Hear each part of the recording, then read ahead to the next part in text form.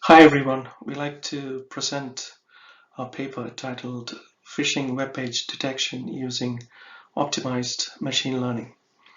This paper is done by Jordan Stobbs and Issac of Northumbria University, UK, and Sibu Mary Jacob of Teesside University, UK. Phishing is a type of social engineering attack and that can affect any company or anyone. This paper explores the effect that different features and optimization techniques have on the accuracy of intelligent phishing detection using machine learning algorithms. And this work explores both hyperparameter optimization as well as feature selection optimization. For hyperparameter tuning, both TPE, tree structured parsing estimator, and GA, genetic algorithm, were tested, with the best option being model dependent. For feature selection, GA, MFO, moth flame optimization, and PSO, particle swarm optimization, were used, with PSO working best with a random forest model. This work used URL, Uniform Resource Locator, DOM, Document Object Model Structure, PageRank, and page information related features. Phishing, as we know, is a social engineering attack which attempts to gather personal information or sensitive data, such as usernames and passwords, using unsolicited emails with questionable web links that could direct users to fake websites. So, what we are planning to do is to help you understand the various stages of this research as we move forward. So let us talk about the data collection as to how we collected data for this work. The data for this project was collected rather than taken from existing data sets, like publicly available data sets, since phishing pages can go down quickly. This means additional data is not able to be collected from the website and would limit the features that are able to be used.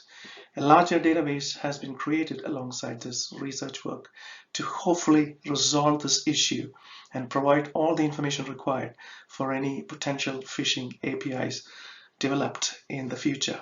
And the URLs were collected from two sources primarily, PhishTank and Alexa. PhishTank gives the ability to fetch all active phishing pages via an API, whilst Alexa allows anyone to download the top 1 million pages in a CSV format. These URLs are all stored in the database.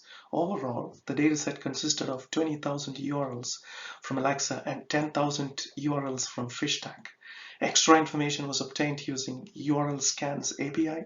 The information was extracted from the JSON file and separated for storage in the database. The information retrieved from here was used for the majority of the non-URL features. The only exception were the two Google features, that is checking if the domain appears on the front page of a Google search or checking if the hash of the page appears on the Google Safe browsing blacklist. Also stored in the database is the ID of the scan, which can be used to view the results of the scan and get all the information fetched, including data not in the database, such as DOM structure of the page. In order to get the feature which checks if a URL is on the Google Safe browsing blacklist or not, the Google Safe browsing API is used. In order to get the features which checks if the URL's domain is on the front page of Google, first search terms are needed. The 10 words used on the visible page, words within HTML tags, excluding scripts or style sheets tags with the highest count, are used. And this search term can then be used on Google, and if the domain of the page appears on the front page, this feature is marked as true for the URL, otherwise it is marked as false. So that gives a brief idea as to how we collected data. As you can see, we used a list of features that were explored in this research. So the feature types can be seen as URL, DOM structure, page rank, and page information. And obviously, within the feature types, there are different features listed in the table, as you can see.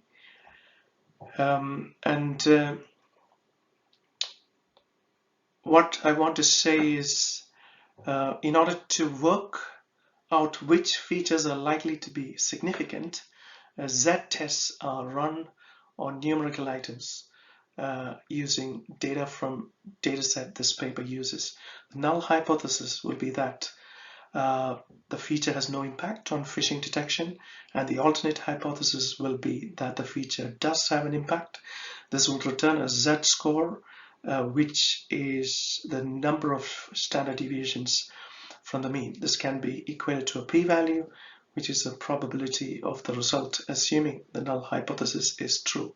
Typically, a null hypothesis is rejected if the p-value is less than 0.05, as it shows the result is statistically significant.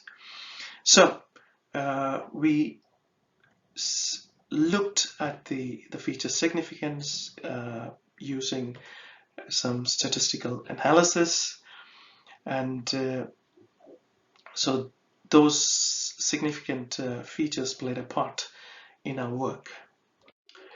Now let's look at the machine learning techniques we used. We looked at linear regression, support vector machines, random forest, and neural network. Linear regression works by attempting to find a straight line that separates the two classifications using all the variables available. Everything above the line would be given one classification, everything below the line would be given the other. This sort of model works well where there is a linear correlation between the dependent variables and the independent variable. And of course, that means it won't work well for certificate issuers, TLDs, and ASNs without adding a true or false condition for each ASN. SVM is similar in that a line is used to separate the data into both classifications. However, with SVM, if a single line can be drawn to separate all the data, the target is to use the line with the maximum distance from the closest data point for each classification rather than using a line of best fit. SVM uses hinge laws to try and optimize the line drawn, which essentially sums up the distance of incorrect classification data points to the drawn line. Lower the sum, the better. We also looked at random forests, which try and resolve the overfitting problem that is normally associated with decision trees. Obviously, a decision tree is simply a large amount of true or false statements, and machine learning comes in with how the true or false are organized, as well as the value to split on. The nodes are calculated using information gain. So we focused more on random forest, and they do this by creating multiple decision trees that have random subset of features. So decision tree 1 could have number of dots and number of dashes. Decision tree 2 could have number of digits in the domain and length of the URL, and decision 3 could have number of dots and length of URL, etc. The data used for prediction is passed to these trees, and a simple vote is done based on the input. So that is how we proceeded with the random forest. Neural networks were also used, which were made up of many neurons. These are neurons that are split into layers. Normally for ANN, artificial neural network, there are 3 layers: input layer, hidden layer, and output layer. A neural network will have 1 input layer, one output layer and one or more hidden layers. Generally, each neuron in the hidden and output layer is connected to every neuron in the layer next to it. And this is called a fully connected network. So in our work, we used multiple hidden layers to get more accuracy.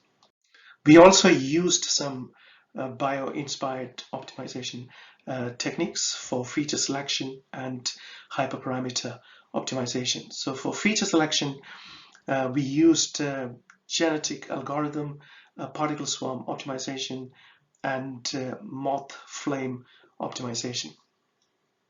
GA works by initially creating a random population. The second step is to create a new population. This is done by computing a fitness score for each member of the population. These scores are scaled into expectation values. Next is the breeding step. The number of children are created equal to the initial population, which is done by randomly selecting two parents from the population. The higher a member's expectation value, the more likely they are to be a parent. This means that members with higher expectation values will likely have more children than those with lower expectation values or scores. This child is created by taking some values from parent A and some values from parent B. This is called crossover. Next, a slight random variation is applied, called a mutation, which ensures that a variety of combinations are tested rather than just a combination of values that were available in the first population. And this process is repeated until there are a number of children, and then the process starts again. PSO, on the other hand, is influenced by flocking and schooling of birds and fish rather than a passing on of genetic material. Similar to GA, the initial particles are randomized, and this is PSO's equivalent of random population. Unlike the GA, each particle or member also holds a velocity value and a p-best score. The p-best is the particle's best accuracy. The particle with the highest p-best is also set as the g-best, which is the best accuracy across all particles.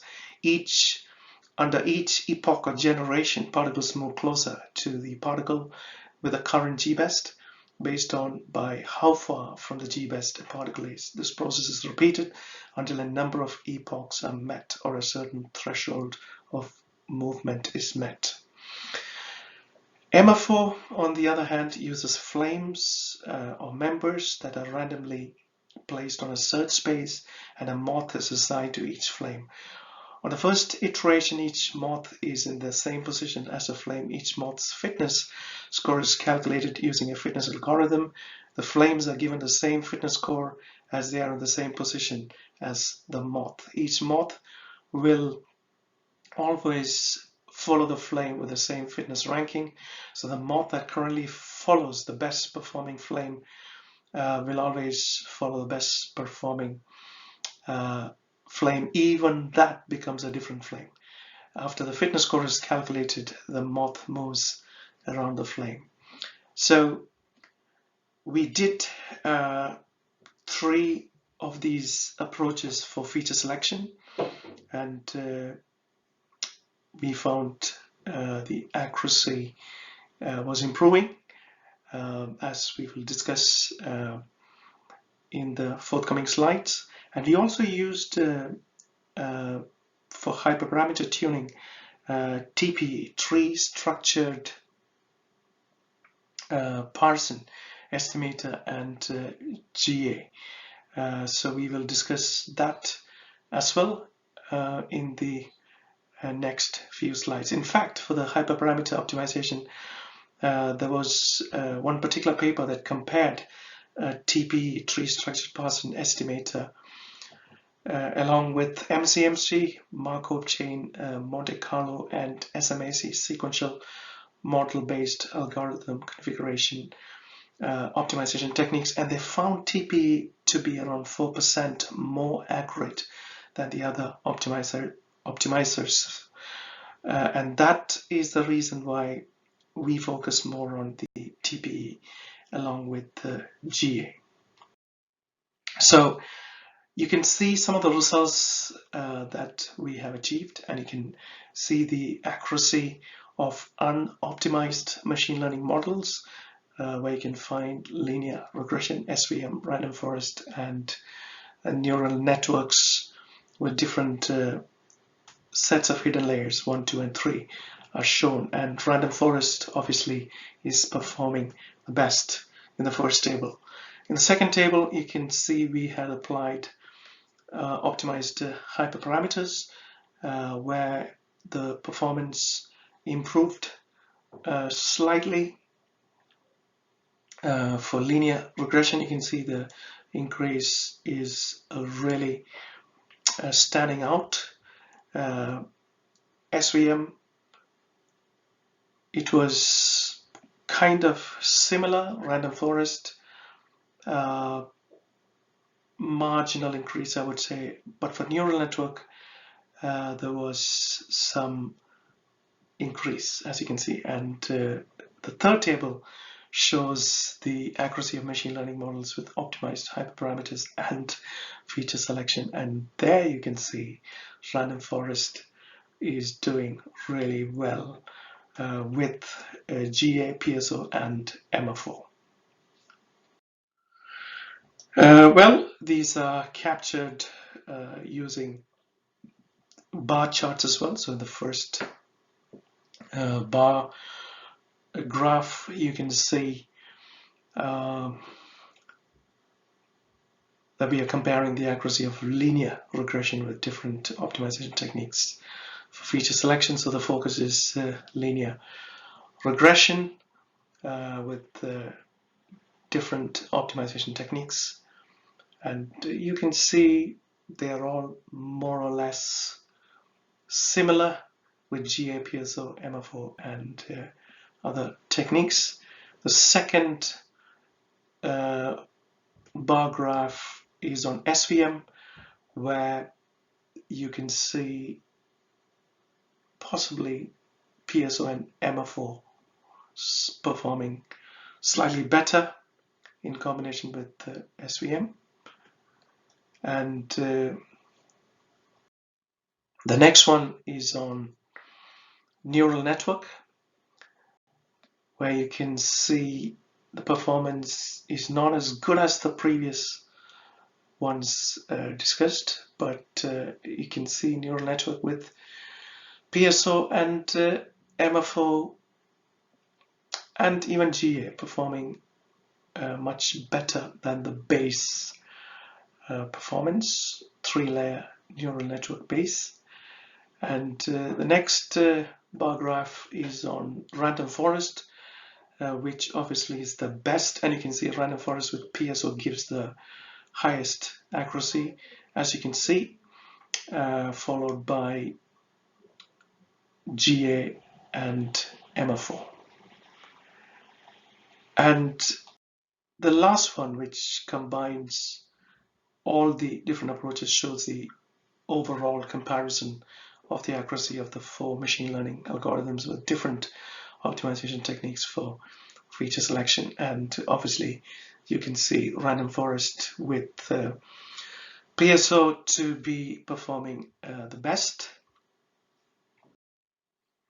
And we also compared our work with other works, as you can see in that table. Please refer to our paper to see exactly which papers we compared our work with, and you can see that we achieved an accuracy of 99.33%. The last 2 rows you can see with the first data set, and with the second data set, which we collected 10 months later, we got an accuracy of 99.39%. So compared to the other works, I would say we've got pretty good accuracy in terms of identifying the phishing web pages. And in conclusion, I'd like to say phishing is one of the most effective threats we face in our day, and this research explored both hyperparameter optimization as well as feature selection optimization for hyperparameter tuning or optimization, as we discussed. Both TPE, tree structured Parson estimator, and GA, genetic algorithm, were tested, with the best option being model dependent. For feature selection, as we discussed, we looked at GA, MFO, and PSO, and PSO worked best with random forest model, and as discussed, this work also used the URL, DOM structure, PageRank, and page information related features, and we found that the best combination was a random forest classifier using PSO for feature selection and TPE for hyperparameter optimization, giving an accuracy of 99.33%. So that is what we have to say about our work. We are planning to improve this work using deep learning techniques and further fine-tuning of feature sets and hyperparameter tuning. So thank you for listening, and I hope we have made the concepts in our paper clear. Thank you.